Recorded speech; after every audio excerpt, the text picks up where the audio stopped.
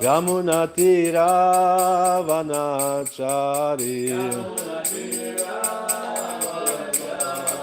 Yamunatira Vanachari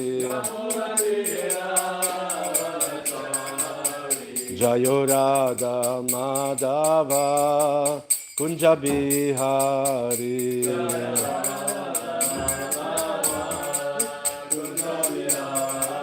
Jayorada Madhava Kunjabihari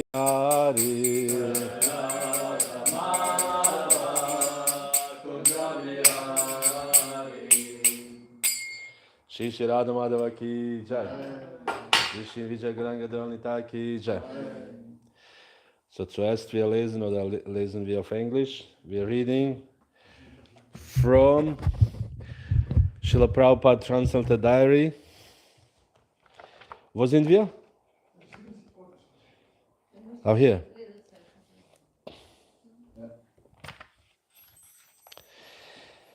Shri Vrindavan Dham. Wir in Vrindavan Dham, 1976. Bhagat Ji came into the kitchen in Prabhupada's back garden every lunchtime to cook Prabhupada's chapatis.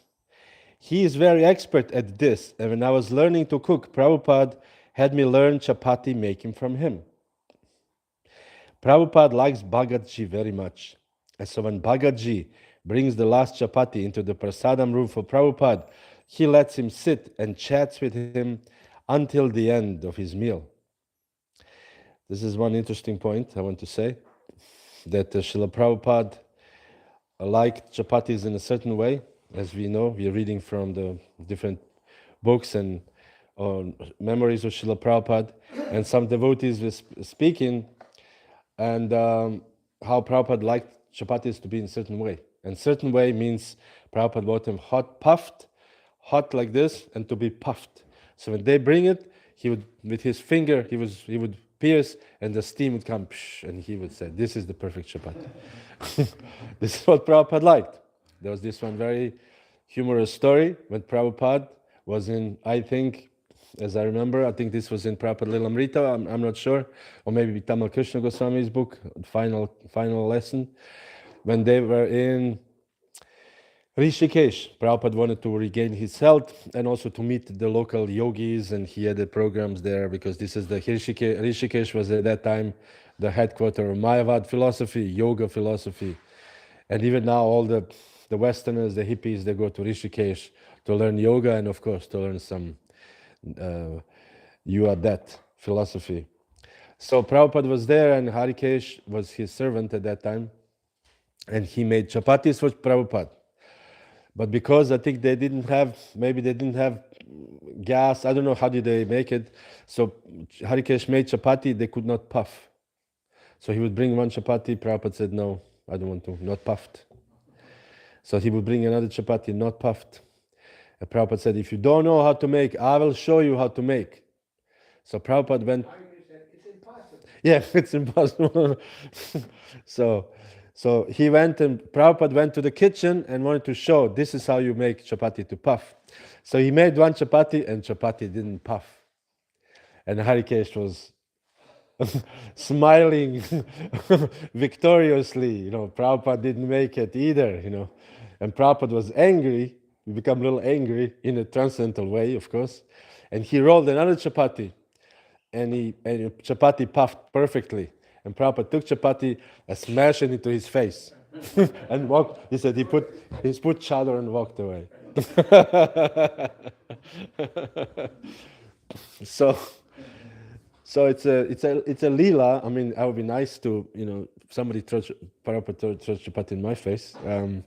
Because, first of all, whatever pure devotee does, it's very auspicious for us. In the Chaitanya Charitamrita, when Nityananda Prabhu kicked Shivananda Sen in the chest, and his nephew became upset. How is this Nityananda kicking you? He's a, sadhu should be peaceful. And Shivananda Sen was so happy. Wow, to be kicked by Nityananda is the most glorious event in millions of lifetimes. That we be touched by the lotus foot of Nityananda.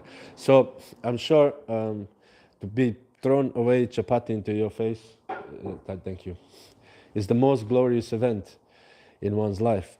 So another point I wanted to make here is that we have all this, that our philosophy is not devoid of kitchen.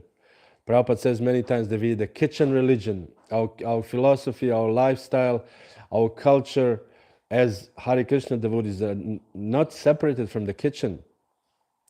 You know, we may say, you know, there's this famous or infamous article written in the 90s, 96, I don't exactly know the year, in the Vaishnava study, Journal for the Vaishnava Studies, called Pizza or Pakoras.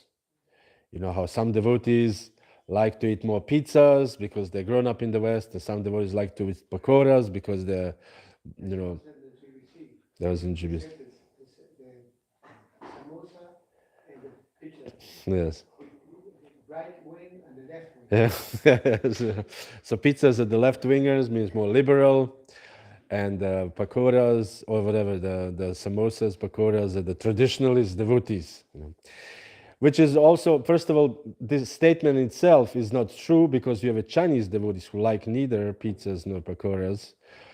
When I was in Taiwan some years ago, we made the first time we arrived, we were preaching, we went out to preach, and we brought two Taiwanese boys. They came to our Sunday feast. So we were so happy, you know, somebody, not joined, but came to the Sunday feast. And so we made paneer sabji with this big paneer and matar paneer, Erbsen paneer. Wie sagt man Erbsen? Green, peas paneer, big, you know. Then we made a halava, most opulent, rich. And so this Chinese boy came and they were like scared. When they saw this food, they were like, no, we cannot eat this. I said, no, this is they cannot, this is too much for them. So they ate only rice with sticks. So the point is that they're different, not only Western and not only American and Indian culture, but there are so many cultures in between. You know, we come from different culture. We are Prabhu, and I didn't eat pizza actually. I first, I think maybe I ate once. More I ate pizza in the Hare Krishna movement. Before I never ate pizza. Pizza was not in our culture. Pizza, it's kind of low. I don't want to say offend, but low class food. You know, it's true. You know, some bread, pouring pizzas. You know, so in Germany also. So the point is, there's so many cultures. So we should not try to. Of course, we have a little influence, but we are cooking what Krishna likes.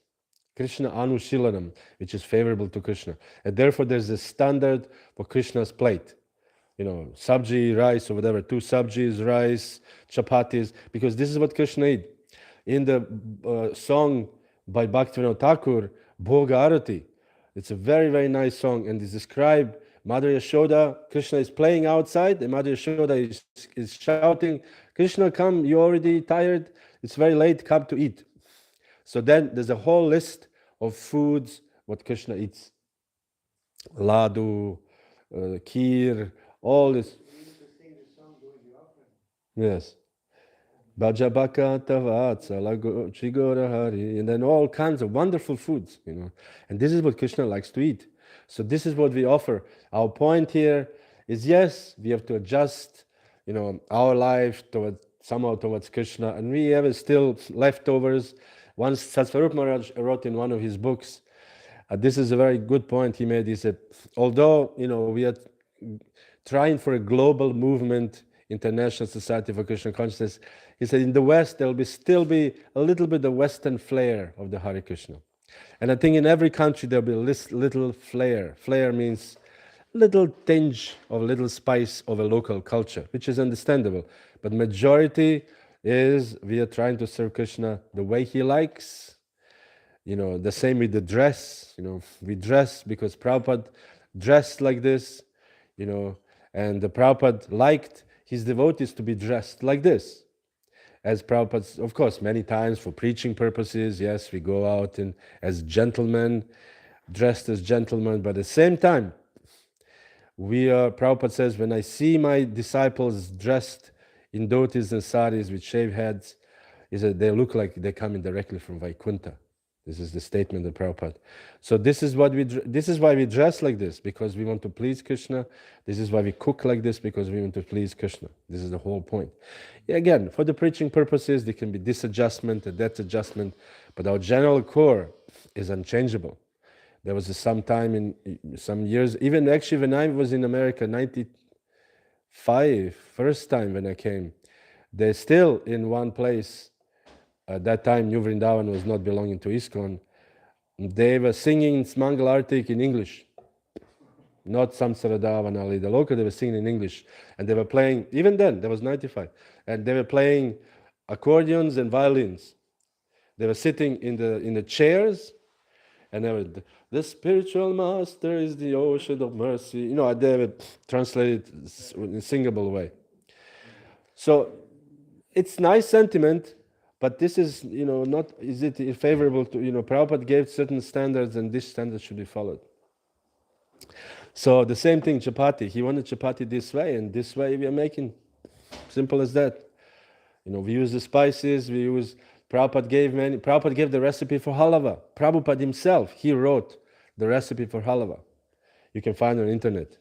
It's very rich, lots of butter. It's like it's like one cup of semolina, 1 cup of butter, like really lots of butter, and lots of sugar, So it's like, and then it comes like, I made a couple of times. It's a really rich halava. Prabhupada gave the recipe. This is how he made it. Prabhupada was making khichdi in the beginning when the Hare Krishna movement started. In the 26th Avenue, you can read the Prabhupada himself cooked the feast for everybody. He cooked khichdi or sabji or chapatis. The Prabhupada would make himself up to 100 chapatis. Imagine, Srila Prabhupada. It was my first service. I always came to eat to the temple every day with them, and then they told me, give something, coming out every day. Then they had no money at that time, so they told me how to make chapatis. It was my first service. How to make chapatis. Prabhupada wanted this. Make chapatis. Okay, so this is all. Let me just read another. Maybe this is enough, actually. Would you like to say something else, Maharaj? Yeah, I remember when we went in 77, September, we went to London to see Prabhupada the last time. And so we were also there for Vyasa Puja. And Prabhupada didn't speak anymore. And so Ramakrishna was telling us the whole life of Srila Prabhupada. And every day Prabhupada stopped and corrected something. To add something. Yeah. And then at the end, Ramakrishna said, if we would have known what was behind the first plate of halal, maybe we wouldn't have, Yes. Yes, Prabhu. When I was in Switzerland, I was very happy when Akira Prabhu was cooking breakfast because he did the halava according to Srila Prabhupada's recipe. It was so good. Yes. It was really Hare Krishna. Yes, Prabhupada was, it's, I think, I don't want to say we underestimate, but I don't want to say philosophical, but we philosophically underestimate the role of prasadam in our movement, actually. This is a very important part of our movement. You can see Lord Chaitanya Mahaprabhu, the prasadam, he personally, he was dancing for hours and hours and his body would be sweaty, and then they would sit, rest a little bit, and then he would take prasadam in his own hand and serve devotees with his own hand. Prabhupada, he would sit everybody and he would serve prasadam to everybody. In the Gaudiya Mat, I was once, some years ago, a devotee invited me for lunch, and I went for lunch to the Gaudiya Mat temple, and I was a guest, so they let me sit, and I sat there, and then two sannyasis came and served everybody prasadam, because this is what Bhaktisiddhanta Saraswati, he wanted his sannyasis to serve prasadam. So I was like a little bit, because in ISKCON it's the other way around, and but there was no problem. And after prasadam, we ate prasadam, and he says, now, I said, thank you very much. No, stay. And I said, now there's a part of the prasadam, just like part of the arutik. If you do arutik in a plate, if you do Prabhupada arutik or Tulsi Puja, the part of the arati is also to wash the plate. This is not arati is finished, then of course, if you're a senior or whatever, but part of the arati is to also wash the plate.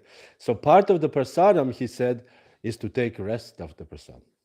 So they brought me to the room, and I have to sleep, I said, okay, So this is the culture, it's a part of the prasadam, take a rest. So we slept 10 minutes, 15 minutes, then we got up, and then I could go home. So prasadam is such an important thing. Prabhupada had this so-called ISKCON bullets, gulab jamuns. Nowadays, of course, they will be condemned because so much sugar, nobody eats sugar. But Prabhupada wanted ISKCON bullets. Prabhupada ISKCON bullets, halava, sweet rice. This was the main weapon, one of the main weapon of preaching, because so many people are addicted to prasadam. Tastes so good. Of course, nowadays we have to adjust a little bit. We have to put a little for the vegans, because if you don't have for the vegans, then they will have nothing to eat. But in general, sabji can be vegan ultimately, or whatever. We can have a section for the vegan, but mainly prasadam is such an important thing. Such an important thing for devotees, for non-devotees, for the public also. When we distribute prasadam, we have this Harinam recently in Linz and Passau, this community program. All the devotees come out. They have a big stage, and some devotees are singing, some devotees are distributing books. Some devotees are just walking around, but still they're out there. And some devotees are distributing prasadam, and people really appreciate very much prasadam. We had a big pot of cookies, and people were eating cookies. We're distributing cookies, but we had one pot for devotees to eat. There was some kind of a khichdi of sort, and some samosas. And several people there see what is there. They wanted to see what I'm eating. So they came and they took prasadam with us and something like this. Anyways, prasadam is very important. Going to Srimad Bhagavatam, Puranam Amalam Yad Vaishnavanam Priyam. Om Namo Bhagavate Vasudevaya. Om Namo Bhagavate Vasudevaya. Om Namo Bhagavate Vasudevaya. Narayanam Namaskrityam Naram Chaiva Narotamam Devim Saraswatim Vyasam Tato Jayamudirayet Dashta Preyashva Bhadreshu Nitya Bhagavata Sevaya Bhagavati Uttama Shlokir Bhakti Bhavati Nashtiki. It is the 7th canto, 7th chapter, verse 23. Dehastu sarva sanghato. Dehastu sarva sanghato. Jagat tastur iti dvidha. Jagat tastur iti dvidha. Atraiva mrigya purusho. Atraiva mrigya purusho. Neti netya tattva. Neti netya tat tyajan. Neti netya tat atyajan. Dehastu sarva sangato. Jagat tastur iti dvidha. Atraiva mrigya purusho. Neti netya tat tyajan.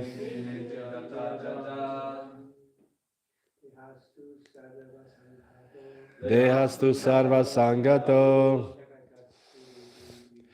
Jagat tastur iti dvidha. Atraiva mrigya purusho.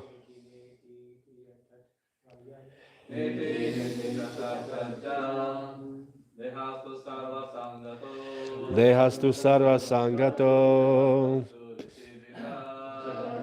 Iti dvidha. Atraiva mrigya purusho. Neti netya tat tyajan. Dehastu sarva sangato.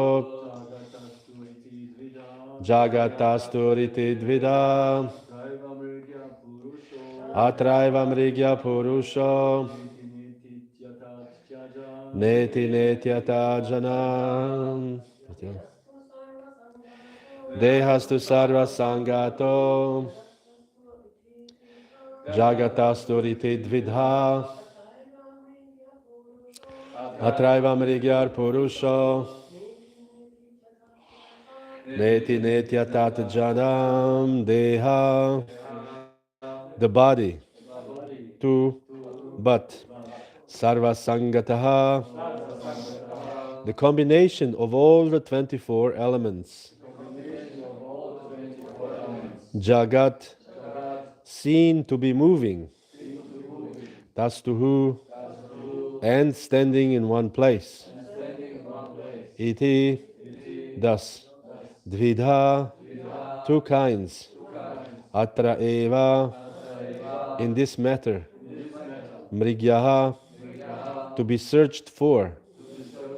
Purushaha, the living entity. The soul. Na, not. Iti, thus. Na, not. Iti, thus.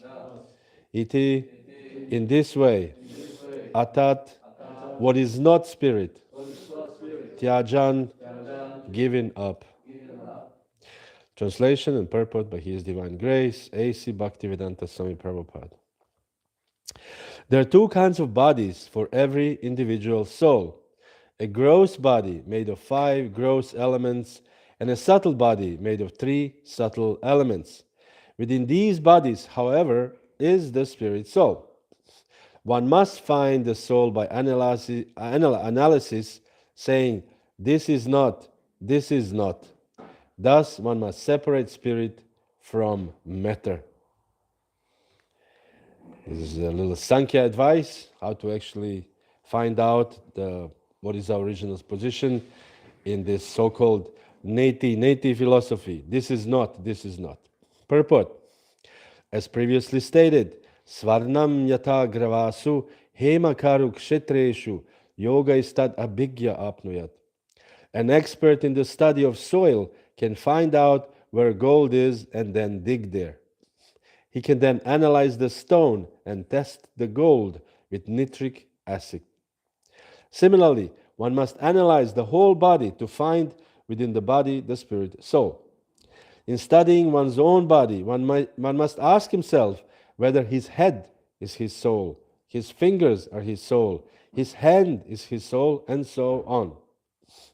In this way, one must gradually reject all the material elements and the combination of material elements in the body. Then, if one is expert and follows the Acharya, he can understand that he is the spiritual soul living within the body. The greatest Acharya, Krishna, began his teaching in the Bhagavad Gita by saying, Dehinosmin yatha dehe kaumaram yovanam jara tatha dehantara praptir dhiras tatra na muhyati. As the embodied soul continuously passes in this body, from boyhood to youth to old age, the soul similarly passes into another body at death. The self-realized soul is not bewildered by such a change. This is from the Bhagavad Gita 2.13. The spirit soul possesses the body and is within the body. This is the real analysis. The soul never mixes with the bodily elements. Although the soul is within the body, it is separate and always pure. One must analyze and understand his self. This is self-realization. Neti is the analytical process of rejecting matter. By expertly conducting such an analysis, one can understand where the soul is. One who is not expert, however, cannot distinguish gold from earth, nor the soul from the body. Dehastu sarva sangato jagat tasturiti dvida atraiva mrigyo purusho neti netya tat tyajan. There are 2 kinds of bodies for every individual soul. A gross body made of 5 gross elements and a subtle body made of 3 subtle elements. Within these bodies, however, is the spirit soul. One must find the soul by analysis, saying, this is not it, this is not it. Thus one must separate spirit from matter. Om Agyana Timirandasya Gyananjana Shalakaya Chakshurun Militam Yena Tasmai Shri Gurave Namaha Shri Chaitanya Manobishtam Stapitam Yena Bhutale Svayam Rupa Kadamayam Dadati Svapadantikam. Hare Krishna. So this is the good old topic in the Hare Krishna movement. The first thing when somebody asks us, what is your basic idea? What is your basic philosophy? What is your basic concept? You say, we are not this body. This is like a very first thing we say. Interestingly enough, in the Bhagavad Gita, this is the very first thing Krishna told Arjuna. The very first thing. Because Arjuna was very, let's call it dejected. Vishada Yoga, the first chapter of the Bhagavad Gita, Vishada Yoga, the yoga of dejection. He was confused and, as we call it, depressed somewhat. He could not fight because he saw all these friends and relatives on the other side of the army, and because he was in between the two armies. And he said, Govinda, I shall not fight. I cannot do this. They're all my relatives. Even if they kill me, let them kill me. I cannot fight. So he said his bow was slipping from his hand. And Prabhupada says, even we can imagine that he was even crying a little bit because he was very emotional thing for them. Because traditionally, again, coming to the tradition, in the Vedic culture, Vedic tradition, the teacher is the most honorable person. It's not only guru is most honorable person, but a teacher, any kind of teacher, because the teacher is giving you knowledge, and ultimately we know that every knowledge, we have to be grateful for this receiving of the knowledge. So therefore, how can Arjuna shoot his teacher? How can he shoot grandfather? This is just not possible. How can he shoot his brothers? This is how the Kauravas. It's not possible. He said, I cannot do this. This is beyond me. And so the first thing Krishna was teaching him is Ashochana Nashochastva Pragyavadam Shabasa She Gatasun Agatasun Shan Nanu Shochanti Pandita. Where is this coming from? The weakness of the heart. How is this possible? Weakness of the heart doesn't befit you. Anarya Jushtam. That doesn't befit Aryas. You are Arya in that sense, not the Aryan race, but what we have an idea because of the 1941 ideas, and especially in this country. But the Arya is the person who possesses knowledge, spiritual knowledge. And he said, does not befit you. So Arjuna said, no, I'm giving up, I cannot do this, And Krishna, but Arjuna said, okay, I give up. And this is a crucial point, the 2.7, the verse in Bhagavad Gita, when Shishya ham shadinam prapannam, I'm surrendering unto you. I don't know what to do.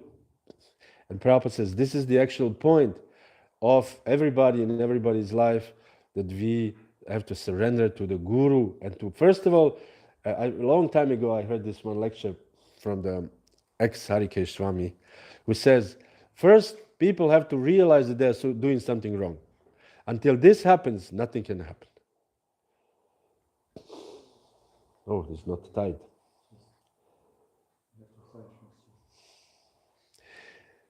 Hare Krishna. Shri Shri Gauradesh ki jai. Thank you very much. So first, the people have to realize that they're doing something wrong. Unless you realize that you're doing something wrong, then how can you accept there should be something better? Because I'm doing fine. Even the great philosopher Socrates, he said that what is the virtue? What is the people? Nobody thinks he's a bad person. Even the thief, he thinks I'm doing good for me. Thief doesn't think, he doesn't think, oh, I'm doing bad, I'm enjoying doing bad things. No, he thinks, if I kill this person, I will gain something. Or if I will steal something, I will gain for me. So everybody wants to do good for themselves. So in the same way, Arjuna also thought, oh, I want to, what is the use of all this thing? And Krishna says, no, you're supposed to be Aryan, but you don't understand the real value of life. And he said that Krishna, and then he surrendered to the Guru. Once he surrendered to the Guru, then immediately Krishna said, Krishna turned from the friendly talk to the teacher, to the disciple talk. He said, no more friendly talk. The friendly talk is over. So therefore, when we speak to our guru or when we listen to Prabhupada, yes, many times Prabhupada was joking, so many times, but devotees take this as a little enhancing the rasa between the guru and the disciple, but in reality they took his words very seriously, and we should take the words of our spiritual masters very seriously. Vishwanath Chakravarti Thakur in 241 in the Bhagavad Gita, he in Vyavasayatmika Buddhir Ekeha Kurunandana, Bahu Shakakhinantarcha, Buddhayo Avyavasainam. He said, my goal of my life is to follow the words or instructions of my guru, whether I am in conditioned state, whether I'm in between, whether I'm in liberated. I have only one goal in my life. Ekeha Kurunandana. And Prabhupada says this verse, this purport of Vishwanath Chakravarti was the main guidance for his spiritual life. He wanted to please spiritual master, Bhaktisiddhanta Saraswati. He said, my Guru Maharaj told me to write books and publish books. He said, I don't know what will be the result. I'm blindly following. So this is like a next, you can say, stage. But before, people before they surrender to Guru, they have to realize that they're doing something wrong. So Krishna told this to Arjuna. My dear Arjuna, he was laughing, smiling. It's not laughing, but smiling, mildly smiling. Oh, my disciple is a little bit in Maya. Let me educate him. So he said, you are speaking such a learned words, because Arjuna was quoting Shastras, the good progeny, and so on and so forth. And he said, you're speaking such a learned words, but you don't know what is worthy of grief, what is worthy to lament, what is not worthy to lament. We know from even Chaitanya Charitamrita, when Chaitanya Mahaprabhu we talked to Ramananda Rai, and asked him, what is the biggest loss? What is the biggest loss you can have? The biggest loss is to be devoid of association of devotees. Devoid of opportunity to serve Krishna. This is actual loss. So the wise men, the Aryan, they know what is worthy to lament, what is not worthy to lament. Let this body burn to ashes. This is a statement. What is the use of this material body if it's devoid of service to Krishna? There's no point. What is the use of opulence? Na danam, na janam, na sundarim. Kavitam va jagadisha kame. What is the use of followers? What is the use of people nowadays? They have 15 million views or 30 million views on YouTube, and what is the use of 30 million clicks? Or 30 million people watch you if both you and your followers are devoid of service to Krishna. No use. The only use is this. So therefore, he said, Arjuna, how can you lament for something which is not lamentable? Losing the body is actually not lamentable at all. Losing devotional service is lamentable. So then he told him this, how can you lament? And then the lessons begin. And the beginning is never was time, and I did not exist, nor you, nor in the future, nor all these kings, nor in the future, any of us shall stop existing. This is the very first lesson Krishna gave to Arjuna, the very, very beginning. That's it. Because if all the activities are based on this idea that we are eternal, then the whole world will look differently. The whole world will look differently. The thieves will know, okay, I'm stealing, but next life I have to suffer for this. So they will think twice before they steal. Whatever the Kali Yuga things is going on, people will think twice. Because I have to get consequences. Every action has a reaction. The karma. Karma is called, Prabhupada, there's a small book, I think in India is printed, it's called Karma, the Inevitable Law of Justice. It's a very heavy book, all heavy statements. It's a small book, but very powerful. Prabhupada's quotes. So, inevitable law of justice means there's no way, no escape. Like no escape. Like death. There's no escape. There's no escape. Like, this example, the train is going towards the bridge, and bridge is half broken. And train is going towards we are dying. And in train, we are sitting, talking. How are you?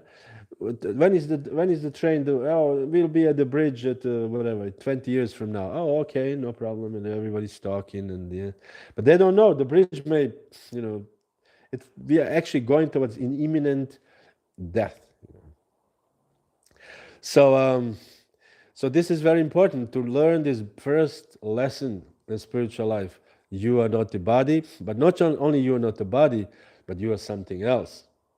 As Krishna told him, this is already beyond this neti-neti. Neti-neti is the first type, you can say, philosophy. Prabhupada quoted many times, not many times, but he quoted this neti-neti, that this is used by the impersonalists, by the Shankaracharya, by Mayavadis. Neti-neti means not this, as Prabhupada says, this is not it, this is not it, this is not it. And Prabhupada gives also example here in the purport. Are you your hand? No, you're not your hand. Are you your face? No, you're not face. Are you your leg? No. So where are you? This was a famous example. The Srila Prabhupada was in Africa, and Prabhupada wanted to preach to the locals, to the Africans. You know, the Brahmananda Prabhu at that time, Swami, was preaching to the Indians, the Indian community. Prabhupada says, this is nice, but we want to preach to the locals. So they brought Prabhupada to the school. These were the kids, 8 years old or 10 years old.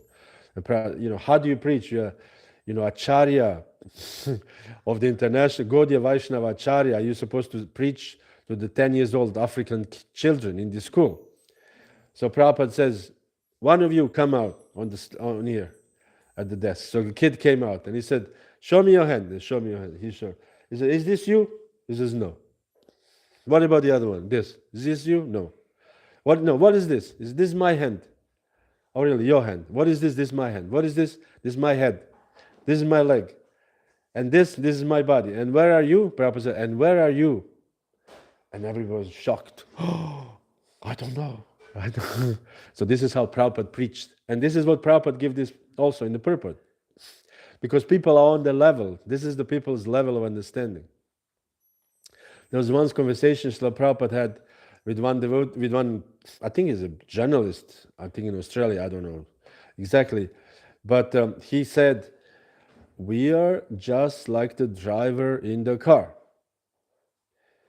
The car is moving because there's a driver inside. So the soul inside of the body is like a driver in the car. The body is just a material thing. When the driver leaves the car cannot move. And the reporter said, yes, but the Hinduism said, the Buddhism said, no, leave this aside. We are just like a driver in the car. And he repeated, and the man could not understand. I was shocked. Such a simple, the car cannot move without the driver. So when we die, the driver is leaving the car. This is such a simple and logical example, and people cannot understand. It's amazing. This is amazing. But the reason why they cannot understand, because of the too much sinful activities, too much, we call it sinful, but too much of too much karma, too much accumulated reactions for our bad actions from the previous lives. And now intelligence is bewildered. Maya apahrita jnana, Bhagavad Gita says. Confused because Prabhupada translated as knowledge stolen by illusion. Illusion just sounds bewildered, and you somehow think, yeah, this is true, like a magician. You know, I actually had one friend of mine, devotee. He looked at me and he told me to say something, and I said something, and I was shocked. And he said, he had this power. He can convince you to say something which which you don't want to say. I was shocked. You know, I was like, how could you do this? He said, he has some kind of mystic something. I was shocked. Wow. You made me say something I didn't want to say. So Maya does this, and then we are suddenly thinking, I'm learned this, or I'm protesting, or I'm this political party, or I'm this religion, or I'm this race, and we speak all these things, and our knowledge is stolen by illusion. So therefore, but this advice from this verse is to analyze things, neti. Is this it? No. Is this it? No. Is this it? No. Is this it? No. And in the Brahma Sutra, or Vedanta Sutra by Vyasadeva, this is the famous commentary by Shankaracharya, that he uses this neti philosophy. And this verse here, it says that actually that this is not it, but it cannot be that there is nothing. This is Shankaracharya's philosophy, which this is also our in one sense, philosophy, that it cannot be nothingness. So Shankara is saying that by saying neti, I'm not this body, I'm not these material elements, but then it can, if you negate it indefinitely, then that means that there's nothing else left. And this is the Buddhist philosophy. Buddhist philosophy is that actually everything is shunya, we are just somehow, by the elements, how they move, we are somehow confused that this is real. So that we realize the neti, nothing exists, which is, philosophy has so many holes, of course. Who created this illusion? Nothing can be created without a creator. Nothing can be moved without a mover.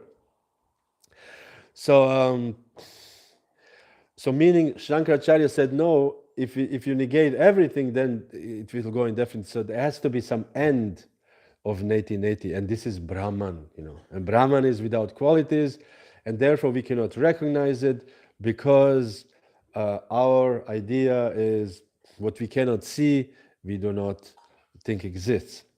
Just yesterday, I watched the argument between a devotee and a Muslim on the street in London, and this Muslim was so adamant that there is no, you surrender to God, and God is no impersonal. He doesn't use the word impersonal, but he said it does not have a form, doesn't have and you cannot speak about him even, because he's so great. So this is in one sense neti. This is not it, but what is it? I don't know. But it's somewhere out there. But Prabhupada was very much not against, very much, our philosophy is different. And this Prabhu was arguing with him, explained this to him. And he said, where did you get this from? He was like angry because he read Vedas, and the Vedas is not saying this. And he said, this is from Brahma Samhita. Venum Kvananta Maravind. Krishna is actually form. And he was very doubtful. But the point is that yes, this is our philosophy. Our philosophy, Gaudiya Vaishnava philosophy, has again certain flair, and this flair is the personalism. There's the personal God. This flair is started, of course, by many others, by Alvaras in South India in the 7th, 8th century, and then later on by Ramanujacharya in the 10th century, and in the 12th century by Madhvacharya. These were the biggest proponents of the personalism. And therefore we know Madhvacharya sitting, always any picture you see, he sits like this. Two. There's not one.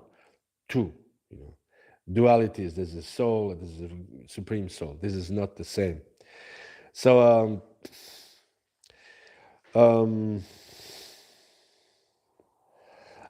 on the other hand, there's some, like we read Upanishads, of course, many Upanishads are commented by the Mayavadis, and therefore they have this, end is the impersonal realization that everything is one ultimately.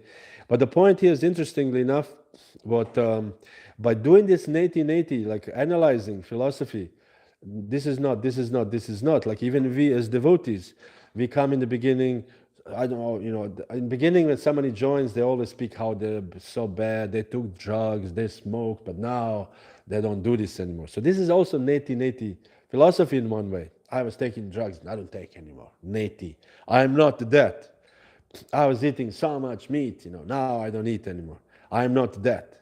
I had so many, everybody was so great, before they join. When they speak, many times devotees how great they are wonderful, but they give up everything for Krishna. But in reality, anyways, we are one of the four types of people who surrender to Krishna, mostly due to suffering and due to a great inconvenience of this material world. We decided to join the Hare Krishna movement. Of course, there was an element of inquisitiveness, there was an element of searching for the absolute truth, but majority of people come due to suffering. This is a fact. just suffering. It's like you don't want to do this anymore. I don't want to do this anymore. And this is actually described. This is actually great. This is the role of Maya in one sense, to beat you to pulp. Then you say, okay, I don't want to do this anymore. So therefore, okay, I'll join the Hare Krishna. Maya did a good job, she's standing with the hammer, and then anytime you get bam, and bam, bam, and we are so dull-headed that we need many, many lifetimes of beating on the head. And finally, one day, said, I don't want to do this anymore. And Krishna said, finally, finally. When Gopakumar was in Brihad Bhagavatamrita returning to the spiritual world, and Krishna was waiting for him. Krishna was coming back from the pasture, and Gopakumar saw him, and they embraced each other, rolling on the ground, and everybody was shocked. Who is this guy? Is this Kamsa's man? They wanted to beat him. And then they got up, and Krishna said, no, he is my own. And Krishna said, I was waiting for you for so many lifetimes. And I was thinking, this lifetime you'll be ready, and then you failed. This lifetime, and you failed. This lifetime you failed. So Krishna is always hoping, now is the chance, and then fail. Oh my God. Okay, next one. No, so we are very dull-headed individuals, actually. We are not great at all in any way, shape, or form. We are great in a sense that we are somehow, Krishna is not kicking us away from his lotus feet. This is our greatness. Krishna is still not kicking us away, And we just hope, hopefully he's, what is that? There's a song by Bhaktivinoda Thakur, Goranga tumi more, doyal na chadiha. Please do not kick me away from your lotus feet. That's all I'm asking. Just don't kick me away. So this is our greatness. This is our achievement.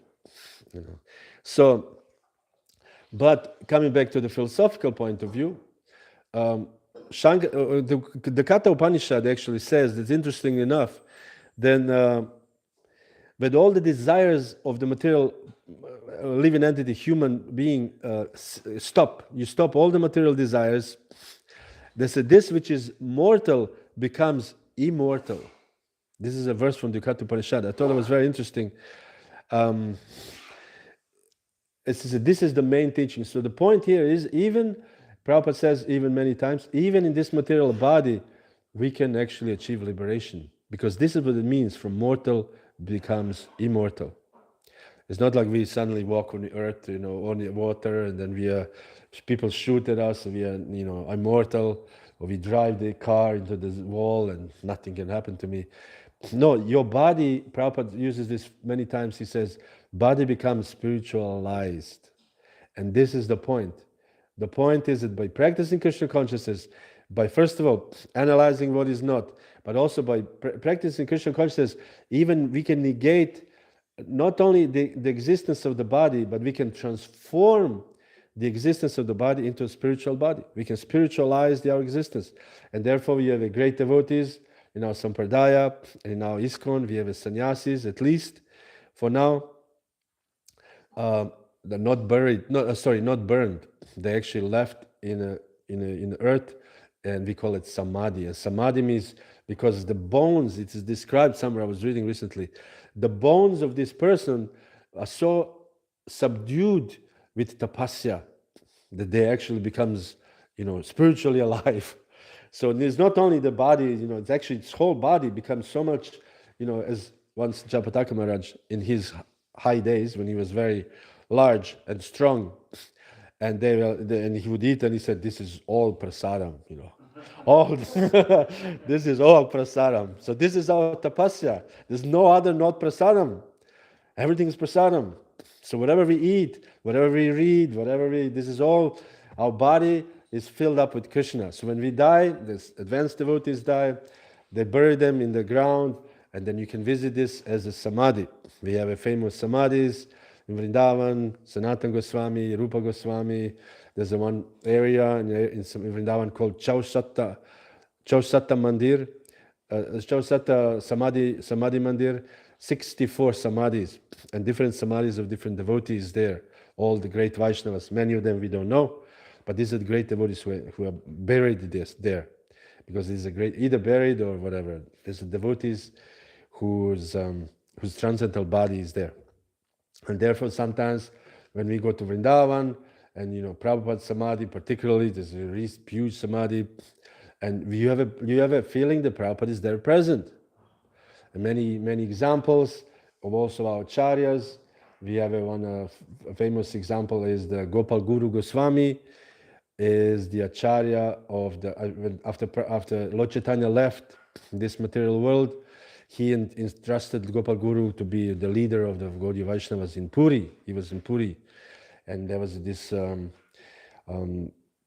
So Gopal Guru Goswami is famous because when he was a child. This is just a quick story. He was walking on the field and he saw Lord Chaitanya Mahaprabhu in the bathroom. Bathroom. He was also in the field. And Lord Chaitanya Mahaprabhu because Lord Chaitanya Mahaprabhu would always chant, his mouth would always chant the Hare Krishna mantra. So Lord Chaitanya would pass stool and he would be biting his teeth like this because he did not want to chant. Because if he would just let his teeth, he would just chant. So little Gopal, 5 years old, came to him and he said, Are Baba, as they say in India, why are you not chanting? You're supposed to chant constantly. Kirtaniya Sadahari. And Chaitanya Mahaprabhu said, well, this is an unclean place. This is not a clean place. We know we don't take Srimad Bhagavatam in the bathroom. We don't take japa in the bathroom. It's unclean. And Gopal Guru said, how can anything contaminate the Hare Krishna mantra? Hare Krishna mantra is so pure. It's the other way around. No impurities of the material world can contaminate the Hare Krishna mantra. And so Lord Chaitanya said, this is a very good advice. And from today on, you'll be known as Gopal Guru, because he was a little Gopal, and now he became Gopal Guru. So Gopal Guru later on became leader of the Gaudiya Vaishnavas. And what happened is Gopal Guru left his body in Puri. So devotees he was leaving his body, and the disciples came from Vrindavan, the temple there, Shri Radha Kanta, and the devotees went to Puri, to offer last obeisances to their Guru Maharaj. As Prabhupada also, when he was leaving the body, he wanted devotees to come from the west, to offer obeisances, to see last time your Guru. We had recently Kadamakarna Maharaj, many devotees went. So devotees, did their last rites to Gopal Guru, and then they were going back to Vrindavan. This is how the story goes. So when they arrive in Vrindavan, the Radhakanta temple, under the banyan tree, the Gopal Guru was sitting. So they said, Maharaj, we just buried you there. How is this that you are here now? And he says, yes, in my sadhaka body, I'm eternally serving here. This was the area where the Yamuna, what is the name? The rasa dance is performed. Anyways, the area when the rasa dance is performed, Sevakunja. In the Sevakunja, this is my eternal residence here, and I'm eternally residing here. So this is what the great devotees, you can say, when they leave the body, they leave, their soul leaves, but their body is still actually transcendental.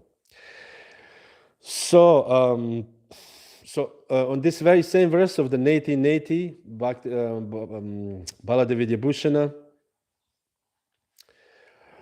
it says that this verse of the Neti means in the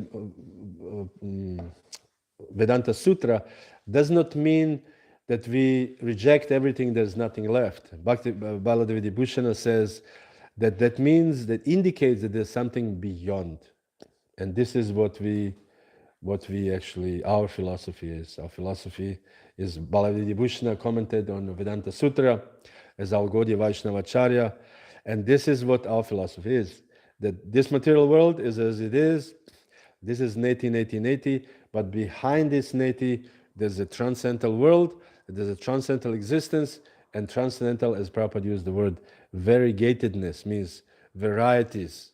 There's nothing else, because varieties means, as this philosophy, nirvana, varieties means nothing anymore.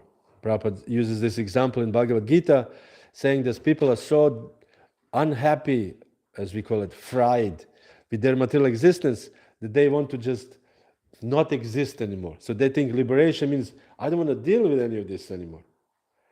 But it's the other way around. You don't want to deal with it, but this has to be positive, positive thing. And this is what we offer, what Gaudiya Vaishnava philosophy offers. One more thing, Prabhupada says that actually to realize this transcendental world and to realize that there's something beyond, Neti philosophy is Aroha Panta. Prabhupada uses this Aroha Panta. Aroha Panta means we are trying to figure it out. So in the beginning, this is very encouraged to figure out, to inspire people to try to think about something, about life, even little something about, to think about something which is very good. We preach, sometimes we call it so-called bridge preaching. We said, yes, there must be something else or something, so people think, oh, there must be something else. So this is this Aroha Panta, thinking about this, thinking about this. But Prabhupada says our process is Avaroha Panta. Avaroha Panta means descending. Descending means we accept knowledge descended, it's already there. So we don't need to think about it. As we said, you don't need to reinvent the wheel.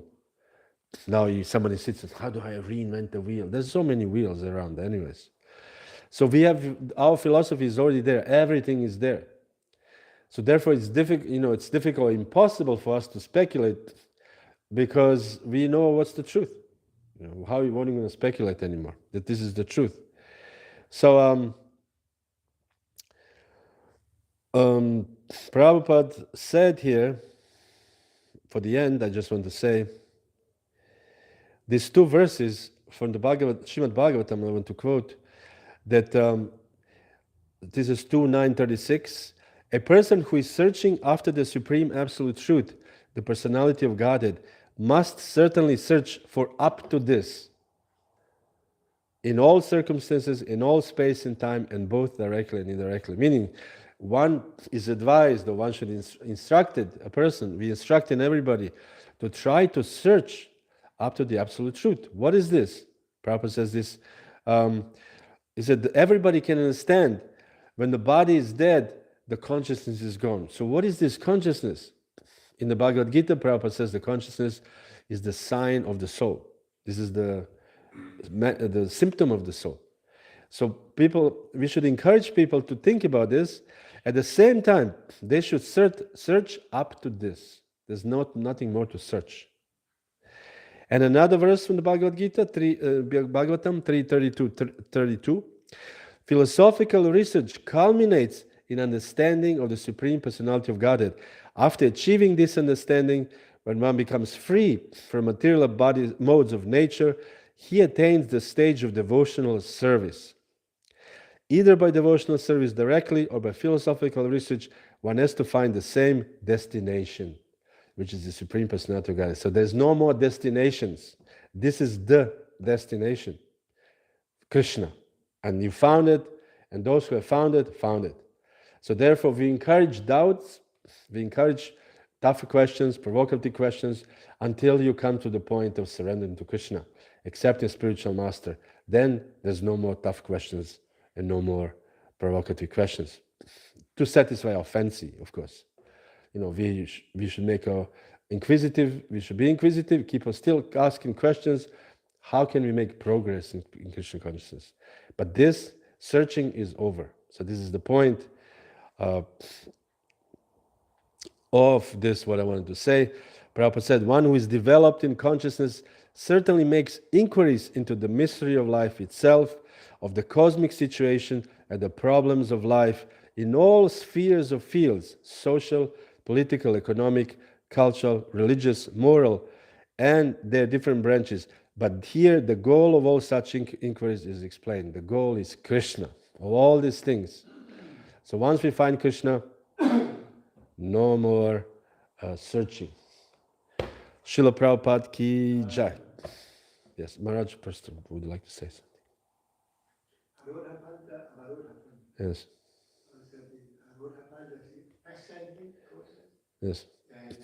Aber irgendwann ist descending. So we are more interested in descending Yes.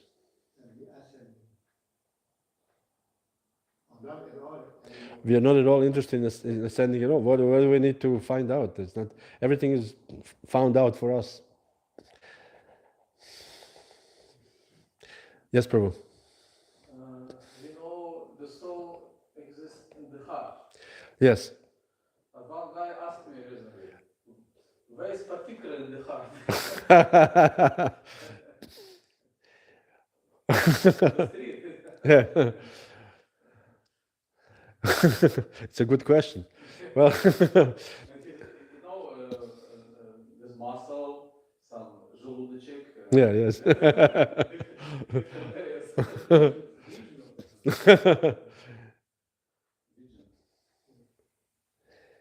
Yes, that's why I say. Most intimate, I say, most, yeah, I don't know how to say it.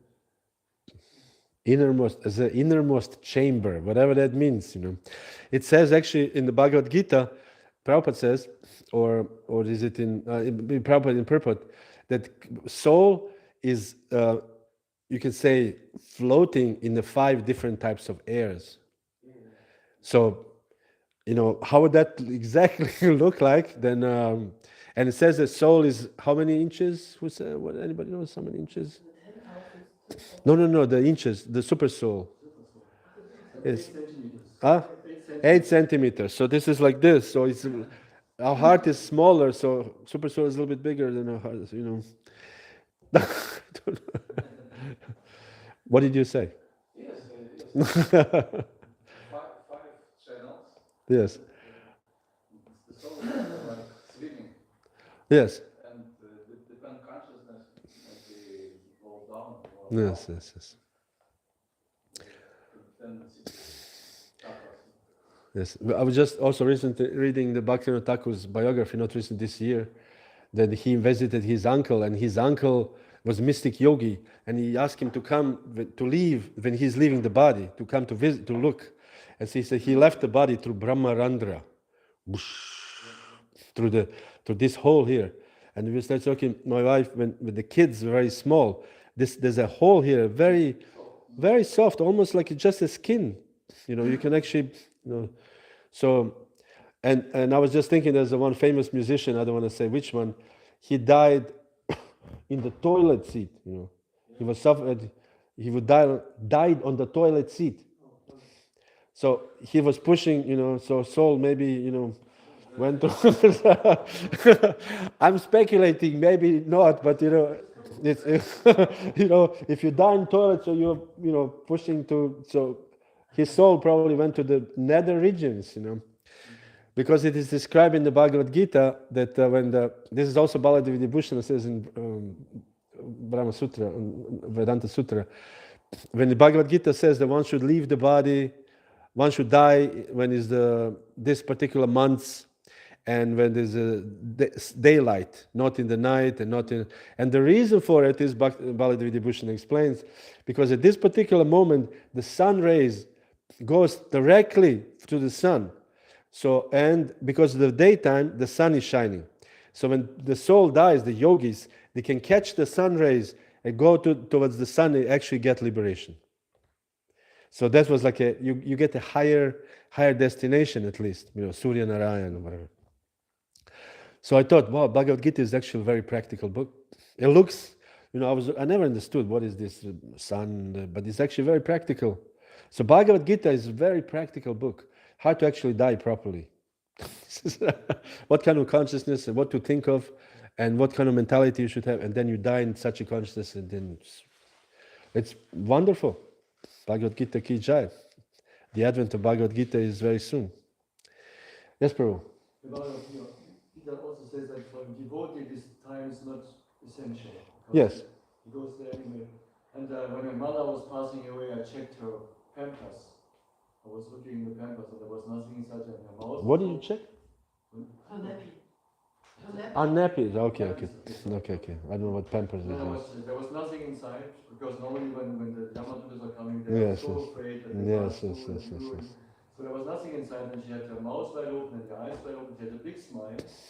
So it looked like that she was going out in the higher regions. Very good. And she was also, at the end, she has forgotten all her Christian prayers. She could not pray with the priest anymore. She said, I can only think Hare Krishna. Yes. My mother. Your mother? Yeah. She said, I can only think Hare Krishna. I cannot pray these Christian prayers anymore. Okay, anything else, or should we call the day? And this one, yes, Prabhu. To go back to Transcendental Diary, what do you think about vegans? I'm sorry? What do you think about vegans? What do I think? There are different, like anything else, like what do you think about Hare Krishnas? We have different Hare Krishnas also nowadays. And you have different vegans. The most, militant, you can say vegans, or the most, fanatical vegans, we met, when we were in England, we met, some vegans invited us to do some prayers with them or something like this, to do so, and to distribute prasadam. So we cooked some prasadam, we brought it there.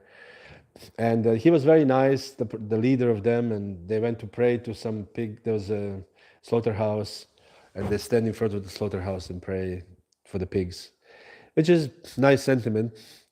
But they did not like that we drink milk, because he said the vegans do not like that we drink milk, because he said milk is meant for the calf, not for you.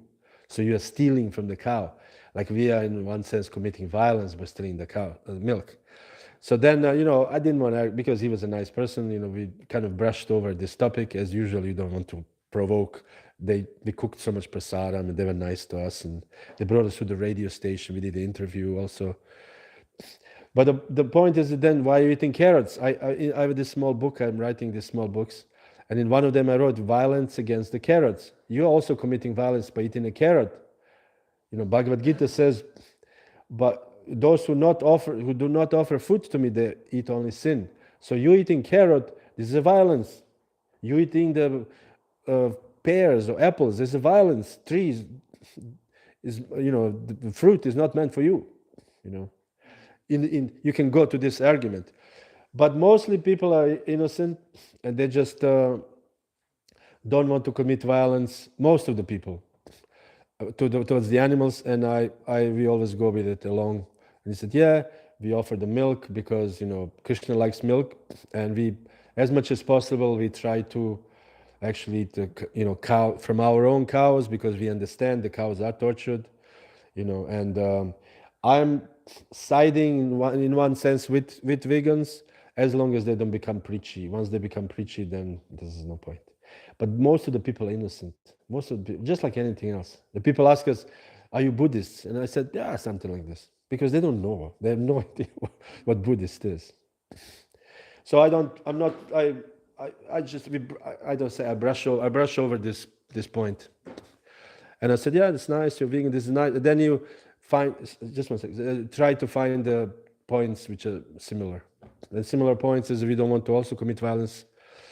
And also, I do agree. I mean, once we were in where were we in Czech Republic, we were on a padayatra, and every evening we sleep in different places, sometimes football field, and we slept in one field. And across, maybe not far, was some kind of a dairy farm. And the night, the sound of this cow were like a horror to me. Oh, like a horror. I was thinking, oh my God, I couldn't sleep. You wake up, the cows like, and it's like, how can we drink this milk, So, and I know many devotees, Guru Prasad Maharaj, he doesn't actually eat milk if it's not from the Ahimsa cow. Bhakti Vikash Maharaj also. So something like this, some compromise, yes. But mostly, again, they're innocent, they have no idea. I had a conversation with one girl from this group, fanatic. Yes. From Dom, Yes. They stay with the horrible pictures. And I said, I really support this violence to buy this milk, but if cow protect, yes, carrying this law, And she said, no, this is for... Yes, it's for the calf. cow." Yes. But I told you, my friend that has cow, 8 years without pregnant, she didn't milk. She didn't believe. No, this is lie. My friend, not the lie. Yes. You lie. But this is true. My friend, that cow, 8 years without pregnant, she didn't milk. No, we have in Simachalam cows. Cow in Costa Rica. This cow was given as a calf to one of our ladies, and she would take care of them. Very nice care. And then at one point it was grown up, and it became kind of very disturbed, you know. And they called the doctor, how to say, animal doctor. And the guy said, yeah, of course you have to start Milking. You have to milk it because it's full of milk. Yes. And then the whole village, you know, they all in South America, they all in South America. So they said it's a miracle that happened in the house of Hare Krishna, and newspapers will come and everything. You know, Milagro. and I don't know if it still gives milk, but it's like more than 10 years ago. Last time I went there, we're still giving milk. Yeah, this is also Prabhu. This is a native philosophy. You can see it. Not, but they don't have a solution. Just not. It cannot go not indefinitely. It has to be because they're atheists. They don't believe in God. This was our conclusion when we were in England. I mean, he was nice and everything, but we realized he's actually an atheist. And this is the actual clash, not the clash who is the cow for milk for the cow or not. The clash is atheism, you know. So then I said, okay, so I understood this, and I started preaching about Krishna, and about his Hindu origin, so for him it was easy to understand when I was speaking. And I said, we do to please Krishna, to please somebody. No, this is only to please yourself. Of course, to save the cows and everything, but how about pleasing somebody else as a positive solution? And he said, oh, he could kind of understand after some time. Yes, Prabhu. Yeah, because in Hungary I was working in the Goshala for 2.5 years. We had one cow, 25 years old. Every evening she gave 5 liters milk, she could not stop. And the last calf was like 10 years ago. Yeah. She could not stop giving milk. And the argument they have is just because the animals are not kept so nicely. But what does the farmer do when you don't take the milk for it? Yes. He kills the cow. Yes. So this is even more violent than Exactly. they are kept. Exactly. And they are kept according to their karma. Just every being comes to a place because he has deserved his place. Yes. And when we are offering the milk for it, it's much better than just not that avoiding it. Yes. Again, everything is philosophy ultimately. They are neti, we are going beyond neti. Okay, thank you very much. Sorry for taking so much time, but Srila Prabhupada ki Jai.